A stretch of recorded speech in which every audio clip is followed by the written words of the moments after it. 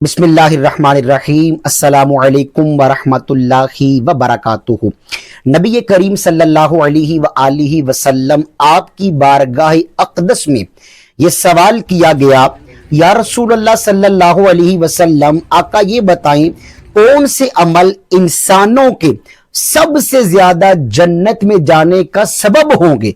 तो नबी रहमत सल्लल्लाहु अलैहि वसल्लम ने फरमाया, अल्लाह का डर और हुस्न अखलाक।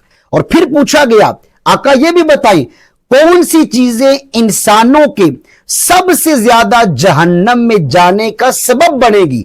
तो नबी करीम अलैहिस्सलाम ने फरमाया, मुंह और शर्मगाह। अल्लाह ताला की बारगाह में दुआ करते हैं, अल्लाह ताला हमें जन्नत में जाने वाले आमाल बजा लाने की तौफीक अता फरमाए, और जिन कामों से रसूल करीम अलैहिस्सलाम ने मना किया उन कामों से रुक जाने की तौफीक अता फरमाए।